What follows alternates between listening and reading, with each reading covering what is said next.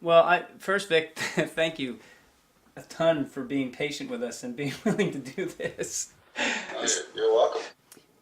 the first question I want to ask you, Vic, is what's the results of connecting people to nature at your base nature camps? Like, why do you bother with nature? That's the first thing. I'm sure you've had to address this before, but what do you tell people, and what can you say about it from your experience now? Yeah, well, in my mind, nature is the basis of all things. And the one thing I like about talking about nature with people and explaining nature to people is you can do it without, and I hope I don't offend anyone here, but you can do it without having to involve religion. So in other words, I don't have to step on anybody's toes. I can talk about the same things, but I can call it nature. But nature is the basis of all things, to the point that when what I believe is that we're all trying to be like nature, whether we realize it or not. Our goal is to become like nature. In other words, no one has to teach a tree how to grow. No one has to tell a bird how to sing. It's just a natural process. And whenever, as humans, whenever we even get close to that natural process, we get excited, and people say, wow, that person, he or she is a natural. He's so natural. And natural meaning having the characteristics of nature or being like nature. So like for me being a musician, when I play, I don't want to have to work hard. I don't want to have to concentrate or focus. I just want to be what we call in the zone. And that's when things are happening naturally. And so we're all questing to be like nature. Mm. Um, but for musicians, and I'm just going to speak about music because that's my territory. What musicians do to become like nature is we lock ourselves in a room, and we call it the woodshed. But we pull ourselves out of nature to become like nature.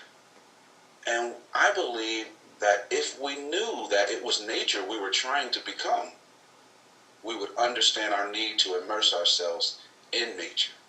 And so, in a sense, that is my goal when I'm working with musicians, or really all people, is to connect us with nature so that we can all become more natural. Do you see results that are obvious that when you're working with the base nature camp experience with people, where you see them shifting and changing as musicians or even as people from this experience? Yes, and it happens quickly. Um, and it happens to anyone. Anybody, if you go out to the woods and you take a walk down a trail, and whenever you surround yourselves with nature, you start to realize that all of a sudden you slow down. You're walking slower, you're talking softer, and things just slow down. So at our camp with our students, spending a week in the woods playing music, you see that process happening. And when you slow down, your mind opens up. Everything about you opens up. You become more aware. And and in a sense, I have to do less teaching. Nature can do it. Or nature opens the student up so that they can become their best teacher. Nice. Nature is our home, and to not understand our home is silly and dangerous. Nice. Well, I have one more question that will wrap it up, and that is, how do you tie your work with John Young's Coyote's Guide? Like, just give a quick sentence or two to orient people on. Yeah, well, one of the main things is um, after I do a workshop, I'll have teachers come up to me and talk about my method of teaching. Wow, you have an interesting method of teaching. And, of course, I thank them, but I can also tell them that it's not strictly my own method.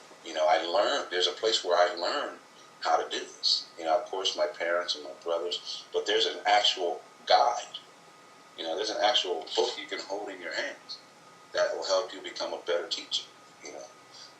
And so it's nice to be able to offer that to people.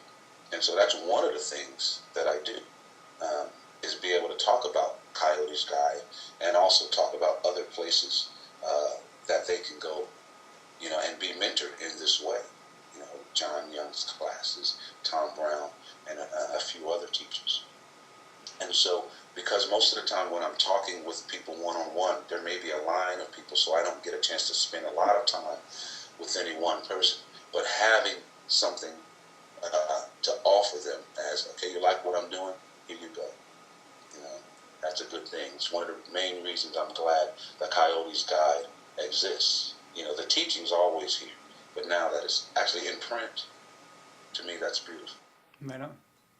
Well, thank you. This has been unbelievably rich. Thank you so much. Well, thanks you all.